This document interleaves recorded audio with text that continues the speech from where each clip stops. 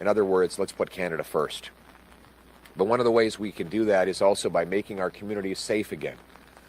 Here in British Columbia, people are more afraid than ever before of crime.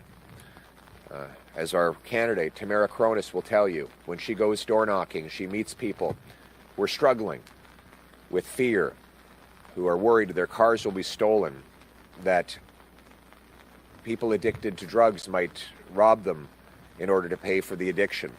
We see addicts on street corners hunched over. We see tent cities that are routinely taken down and then pop up soon afterwards.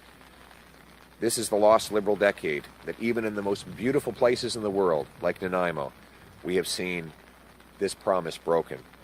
Violent crime is up 50%. Human trafficking up 84%. Calls to the National Human Trafficking Hotline up 238% in the last 6 years. The vast majority of victims of human trafficking are women and girls. And even if they escape and bravely report their ordeal, when their perpetrators are arrested, they are promptly released on bail or later on parole. And then they reoffend and do it all over again. Then there's the guns. 85% of guns used in crime come in through our borders mostly from the United States. Only 1% of our shipping containers are inspected. And the Liberals passed C5, getting rid of mandatory jail time for gun criminals. So the offenders who bring in these arms illegally get to serve their sentence in the comfort of their living room. They passed C75, which allows repeat rampant offenders to be released within hours of their latest arrest, meaning that in Vancouver, the same 40 offenders had to be arrested 6,000 times in a single year. Worst of all is the fentanyl. Opioids have killed 50,000 people during the lost Liberal decade of decriminalization and tax-funded supply. Just to put it in perspective, fentanyl is 100 times more powerful than heroin. 40 milligrams of fentanyl can kill 20 people. A mass trafficker of these drugs is a mass murderer. He's like firing a gun into a crowded room. He doesn't know maybe who he's going to hit, but he's definitely killing somebody. 2 criminals were recently caught here in this area, Nanaimo, at a, quote, safe injection site, sanctioned by the federal government under the Controlled Drugs and Substances Act, and often funded with your tax dollars. There, these offenders were caught at the site by officers. They were caught with 245 grams of suspected methamphetamines, 230 grams of suspected cocaine, 45 grams of fentanyl. Another investigation led officers to find 640 grams of meth, 280 grams of cocaine, and 190 of fentanyl. They also seized 3 illegal firearms. Sadly, these stories are now all too common after the Liberals weakened our laws and allowed drugs in our streets. And because Liberals have stacked these laws one on top of the other, the problem compounds. Electing the Carney Liberals will mean 4 more years of the same failed Liberal catch and release, soft on crime, hug-a-thug policies that got us into this mess. 4 more years of the Liberals after the lost decade will mean more crime, more chaos, more death, more destruction. It's no secret that the Liberal drug policy has been a disaster, but they're doubling down.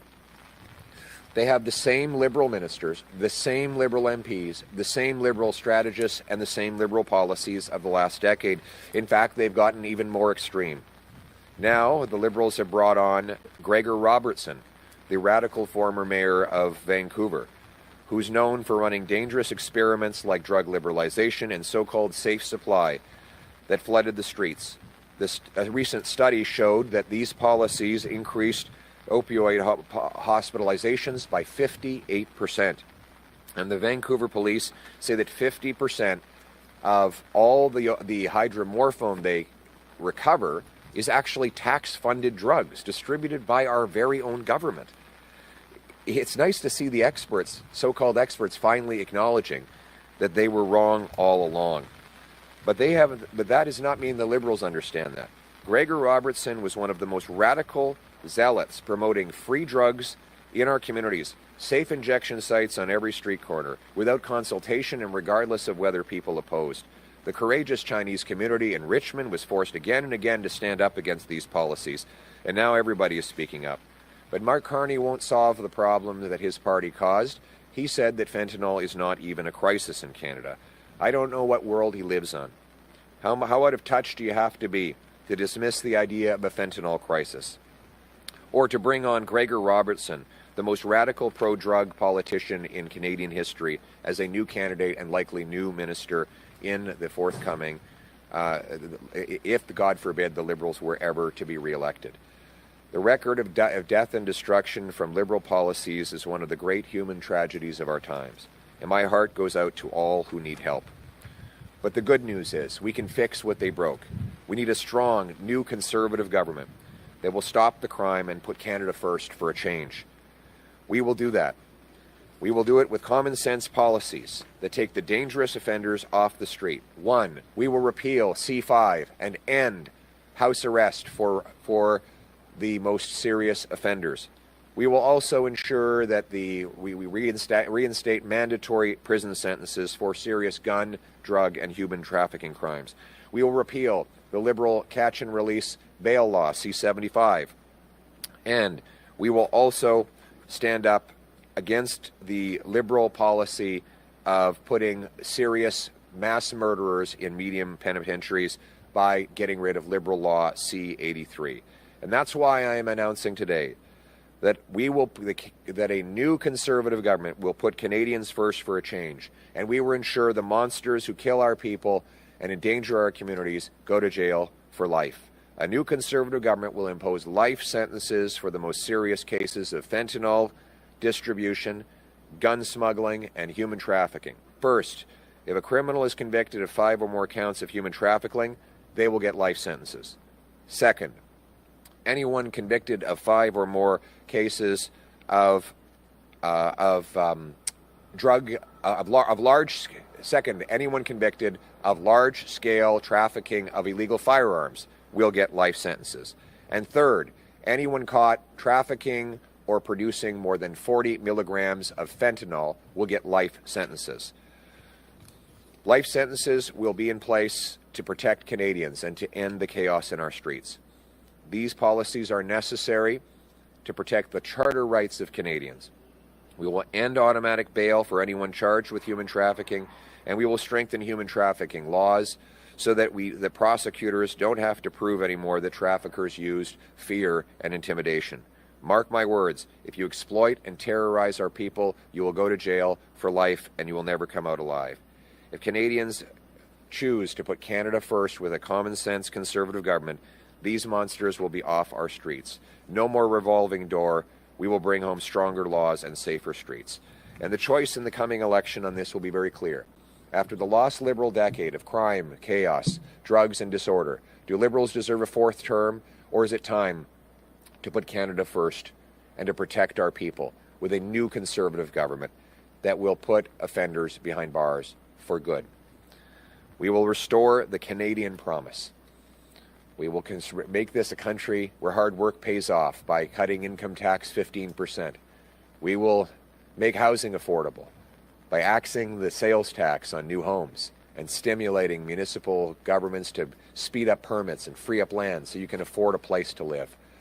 We'll bring home our resource production by repealing anti-development laws and cutting taxes on investment so that we have strength to stand on our own 2 feet and stand up to the Americans. We'll bring home the promise that anyone from anywhere can achieve anything, where hard work gets you a great life on a safe street, in a beautiful house, protected by brave soldiers under our proud flag here in Canada. Canada first. Let's bring it home. Thank you. We have a question from Tom Fletcher from Western Standard. Your line is open. Thank you. On drug policy, we've seen research confirming what most people know, that BC's safe supply and decriminalization experiment leads to increased opioid in overdoses, hospitalizations. Now BC is starting to move towards drug treatment similar to Alberta, and what they're calling involuntary care in a Right. prison or a health facility. What more needs to be done on the treatment side in BC, and what is the appropriate role for the federal government in drug treatment? Thank you very much. Very good question.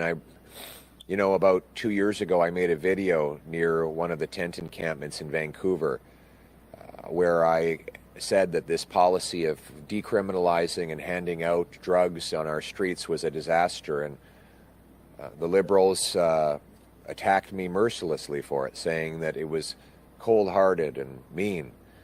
Well, what was cold-hearted and mean was leaving those people in tent cities dying of drug overdoses. We now know that the radical drug policies of the Liberals have been a deadly disaster. BC is perhaps the worst place on earth for drug overdoses as a result of these very radical experiments.